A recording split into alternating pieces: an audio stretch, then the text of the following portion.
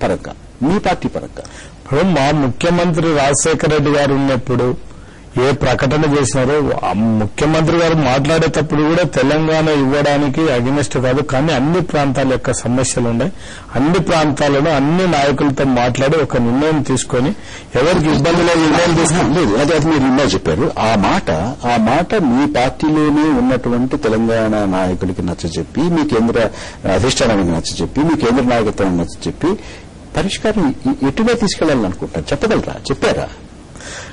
ఇప్పటికైనా ఇప్పుడు తెలంగాణలో ఈ విషయం ఇప్పుడు అందరికీ మాట్లాడి ఇప్పటికైనా కూడా అప్పుడు అందరు నాయకులు అన్ని ప్రాంతాలతో అన్ని నాయకులతో అందరితో మాట్లాడిన తర్వాత రైట్ ఆ రోజు ఉండకూడదు విడిపోవాలనుకున్నప్పుడు దాంట్లో గురించి ఆలోచన చేయాల్సిన అవసరం లేదు. కానీ మా అందరి బాధ ఇప్పుడు కొదమ అందరి ప్రాంతాల బాధ ఏం కదని ఈ రోజు రాయలసీమలో మేము రాజధాని సాక్రిఫైస్ చేసాం. ఈ రోజు వ్యవసాయ రంగం చూసుకుంటే మేము ఎవరి మీదైనా ఒకరి మీద ఆధారపడి ఉండాల్సిందే తప్ప శ్రీశైలంలో మీరు ఒక్కటి ఎవ్వరు కూడా ఆలోచన చేయలేదు. ఒకటే మా నాయకులు మా ఉండే నాయకులు అందరూ కూడా మా ప్రాంతాల అభివృద్ధి కంటే కింద ప్రాంతాల యొక్క అభివృద్ధి ఎక్కువ శ్రద్ధ తీసుకున్నారు మా నాయకులు.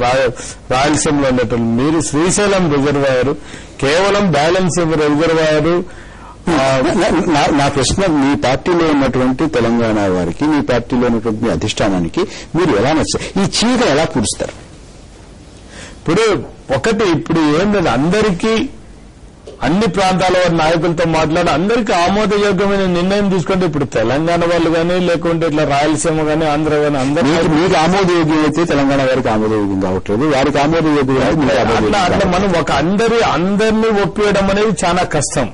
ఎక్కడ ఇంత దూరం వచ్చిన తర్వాత దీన్ని తెలంగాణ ప్రాంతంలో ఉన్నటువంటి కాంగ్రెస్ లో కొంతమందినైనా మీరు చెప్పేటటువంటి వాదనకు ఒప్పించగలుగుతారనేటువంటి నమ్మకం మీకు. కానీ మీరు ఒకటి ఆలోచన చేయడం లేదు. ఇప్పుడు హైదరాబాద్ లో ఉండేటోళ్ళు నిన్నటి నుంచి మా దగ్గరకు డైరెక్ట్ గా వచ్చి మాట్లాడుతున్నారు. మీరెందుకండి మేము తెలంగాణలో అంతర్భాగం కాదు ఆంధ్రలో అంతర్భాగం, మీరు మా గురించి మీరు మాట్లాడాల్సిన అవసరం లేదు. ఉంటే సమైకాంధ్ర ఉండండి తప్ప మీరు ధర్నాలు కానీ ఇంకొకటి కానీ మీరు హైదరాబాద్ లో చేయొద్దండి. మేము ప్రశాంతమైన జీవితం గడుపుతున్నాము. ఈడ మీరు ఎంతసేపు హైదరాబాద్ రాజధాని బయట మీరు ఏం చేసుకుంటారో చూసుకున్నాం.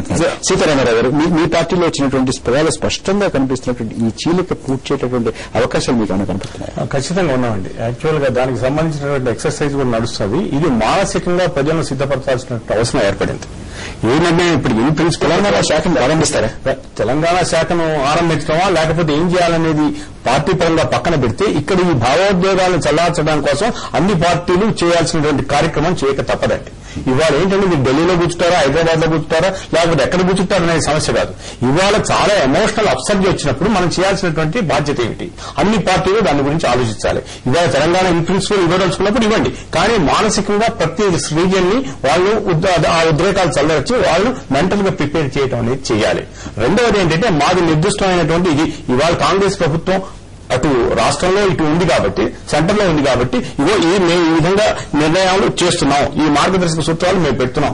వాళ్ళు కూడా Indira Gandhi short of Telangana will give everything అనేది. అదేవిధంగా ఇవాళ I'm giving Telangana but at the same time these are the మార్గదర్శక సూత్రాలు మేము ఇవి చేస్తున్నాం. అప్పుడు 6 పాయింట్ ఫార్ములా అంటే ఇప్పుడు ఏదో అనేది అందరినీ ఎక్కువగా సంతృప్తిపరచడం చాలా కష్టం. కానీ దాదాపు మాక్సిమం సాటిస్ఫై చేయడానికి అవకాశం ఉంటుంది. దాని గురించి మీ పార్టీ ఐక్యతని కాపాడుకోగలిగేటటువంటి పరిస్థితి ఉందంటారా? ఖచ్చితంగా ఉందని నేను భావిస్తున్నానండి. దానికి కావాల్సినటువంటి మా నాయకుడు చేస్తున్నటువంటి ఎక్సర్సైజ్ బహుశా బయటికి తెలియదు. కారణం ఏంటంటే ఇవాళ కేవలం ఆయన ఏదో విశ్వసనీయత లేదు, అది లేదు, ఇది లేదని కేవలం మాటల గార్డీ చేసి చేస్తున్నారు. కానీ ఇవాళ అందరినీ ఆయన కలిసికట్టుగా ఉంచడమే కాకుండా ప్రతి నా బోటి వాటితో కూడా మాట్లాడి ఏమిటి చేయాల్సిందని ఆ నిర్ణయానికి రాబోయే ముందు ఆ యొక్క ఎక్సర్సైజ్ చేస్తున్నారు. అది మా పార్టీలో లోపించింది. పద్మ గారు, తెలంగాణ నుంచి వస్తున్నటువంటి వాదాన్ని, తెలంగాణ నుంచి వస్తున్నటువంటి మాటల్ని పట్టించుకోని అవసరం లేదు. ఎందుకంటే ఇద్దరే ఉన్నారు, ఇద్దరిలో కూడా ఒకరు మా పార్టీలో ఉన్నారో లేదో అనే అనుమానం కూడా మీరు వ్యక్తం చేశారు. ఇంకా అది పట్టించుకోకుండా సమైక్య ఆంధ్ర అంటూ రాయలసీమలోనూ కోస్తాలోనూ మీ పార్టీ పటిష్టతకు మాత్రమే మీరు దృష్టి సారిస్తారు. పట్టించుకోకుండా అనేటటువంటి కాదండి. తెలంగాణ ప్రజల అభిప్రాయం, వాళ్ళ బాధ, వాళ్ళకి ప్రత్యేక రాష్ట్రం కోరుకోవడానికి వెనక ఉన్నటువంటి వాళ్ళ ఆవేదన ఇదంతా కూడా పట్టించుకోవాల్సిన అవసరం ఉంది. దీనేమి మేము తక్కువ చేయట్లేదు. దీనేమి వాళ్ళకి సంబంధించినటువంటి ఆవేదనని మేము చాలా సమర్థంగా. సమైక్య ఆంధ్ర అంటే తెలంగాణ నిరాకరించినట్టే కదా? తెలంగాణను నిరాకరించడం కాదు, ఐక్యతను కోరుకుంటున్నట్టు. ఇక్కడ తెలంగాణ నిరాకరించడం కాదు. ఇవాళ సమైక్యాంధ్ర ఉండడం వల్ల ఇవాళ తెలంగాణకు సంబంధించిన తెలంగాణ ప్రత్యేక రాష్ట్ర కోరికని మీరు ఆమోదిస్తున్నారా, నిరాకరిస్తున్నారా? తెలంగాణ రాష్ట్రం అనేటటువంటిది ఇవాళ అక్కడ ఉన్నటువంటి ఉద్యమ రీత్యా, అక్కడ ఉన్నటువంటి ప్రజల రీత్యా మేము అంగీకరించిన మాట వాస్తవమే ఎన్నికల సమయంలో. కానీ ప్రజలు అనుకూలంగా ఏం తీర్పు ఇవ్వలేదు, అన్ని పార్టీలకు ఇవ్వలేదు తీర్పు, టీఆర్ఎస్ కే ఇవ్వలేదు తీర్పు. అదే సందర్భంలో ఇవాళ ఒక విభజన జరిగితే ఇవాళ రాష్ట్రం మొక్క చెక్కలేటటువంటి ప్రమాదం కనపడుతోంది. ఇవాళ అదే జరిగితే ఇవాళ తెలుగు ప్రజల చరిత్ర అనేటటువంటిది ఇవాళ లాస్ట్ స్టేజ్ లో ఉండేటటువంటి పరిస్థితి ఉంటుంది. ఈ ప్రమాదం రీత్యా ఇందులో రాజకీయాలు రాజధానులు ప్రసక్తి కాదు. ఈ ప్రమాదం రీత్యానే ఇవాళ చిరంజీవి గారు ఆయన అందరికీ సంబంధించినటువంటి అభిప్రాయాలను పట్టించుకునేటటువంటి మనిషి, ఎవరిని నొప్పించకూడదని 10 సార్లు ఆలోచించేటటువంటి మనిషి. ఆయన వ్యక్తిత్వం తెలిసిన వాళ్ళు ఎవరైనా ఆలోచిస్తారు, ఇంత తొందరగా పడి నిర్ణయం తీసుకుంటారని ఎవరు అనుకోరు. కానీ ఇవాళ అనేక ముక్కలుగా ఆంధ్ర రాష్ట్రం చూడడానికి ఎవరు ఇష్టపడట్లేదు. చిరంజీవి గారి నిర్ణయం వెనుక కూడా అదే కారణం. ఇవాళ కలిసి ఉండడం అనేటటువంటి దాని వెనకే పద్మ గారు నిన్నదాకా మొన్న ప్రత్యేకాంధ్ర కోసం ఉద్యమిస్తామని చెప్పి మీ పార్టీ నాయకులు పద్మరావు గారు, హరిరామజోగయ్య గారు పార్టీని విడిచి వెళ్లిపోయారు. ఇవాళ మీరు సమైక్యాంధ్ర అంటున్నారు కాబట్టి మేము వెళ్ళిపోతాం, మేము ఉండమని చెప్పి అనేక మంది మీ పార్టీ నాయకులు తెలంగాణ ప్రాంతం నుంచి మీ మీద ఒత్తిడి తీసుకొస్తున్నారు. ఇటు కాకుండా అటు కాకుండా అయిపోతున్నారు. అంటే పార్టీ ఎటు కాకుండా ఎటు అవుతుంది, పార్టీలో ఎంతమంది ఉంటున్నారు పోతున్నారు అనే దానికంటే కూడా మెజారిటీ ప్రజలు ఏం కోరుకుంటున్నారు అనేటటువంటి ఒక రాజకీయ పార్టీకి అవసరం. మెజారిటీ ప్రజలు ఇవాళ సమైక్యాంధ్రాన్ని కోరుతున్నప్పుడు ఈవెన్ తెలంగాణలో కూడా రేపు కోరుతారేమో చర్చ జరిగితే. ఆంధ్రాకు అన్యాయం జరిగిందా, తెలంగాణకు అన్యాయం జరిగిందా, తెలంగాణ ప్రాంతంలో కూడా రాష్ట్రం ఒకటిగా ఉండాలి అని అనుకుంటున్నారు అనేటువంటి విశ్వాసం ఆ పరిస్థితి వస్తుందండి చర్చ జరిగినప్పుడు. ఇవాళ లేదు. జాగో బాగా ఉన్న తర్వాత భావోద్వేగాలు రెచ్చగొట్టిన తర్వాత అసలు సమస్య ఏంటి?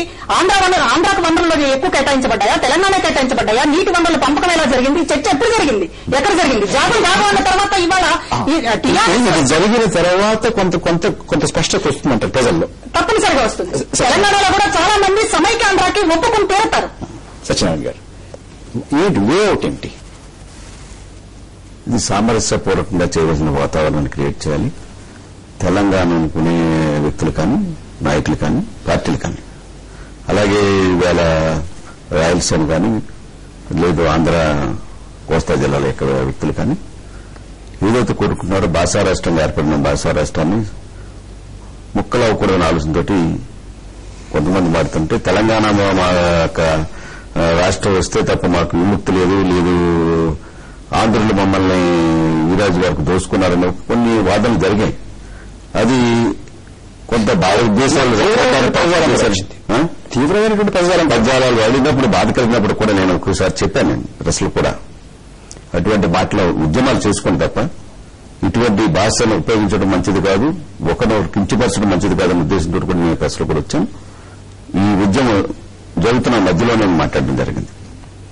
ఎదున్నప్పుడు కూడా వ్యక్తుల మధ్యలో ఇది రాజకీయం కోసం పుట్టిన ఒక తెలంగాణ, కానీ సెంటిమెంట్స్ వరకు తీసుకెళ్లి ఆ కార్యక్రమం ఏ రకంగా చేశారో ఈనాడు కూడా అదే రకమైన సెంటిమెంట్స్ రియాక్షన్స్ రావడం వల్ల ఈ చీలికని నెమ్మదిగా పోడ్చగలుగుతారా?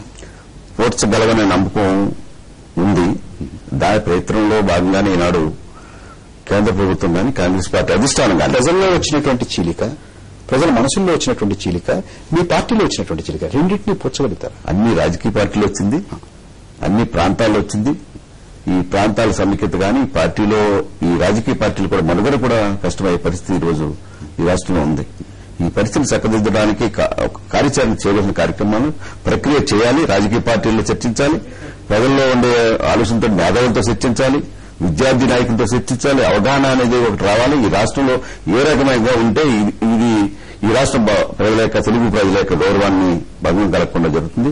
ఈ రాష్ట్రంలో ఏ రకంగా సత్యనారాయణ గారు మనం ముగించుకుందాం. రాంభూపాల్ రెడ్డి గారు, సీతారామారావు గారు, పద్మ గారు, సత్యనారాయణ గారు మనతో ప్రత్యక్ష ప్రసారం ద్వారా విజయవాడ నుంచి మాట్లాడినటువంటి శ్రీ లగడపాటి రాజగోపాల్, అలాగే ప్రత్యక్ష ప్రసారం ద్వారా మనతో చర్చలో పాల్గొన్నటువంటి శ్రీ టీజీ వెంకటేష్ అందరికీ కూడా కృతజ్ఞతలు.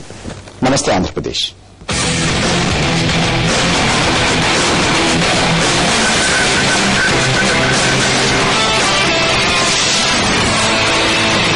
ఈ బులెటిన్ మీకు సమర్పించిన వారు Parachute after shower anti dandruff oil.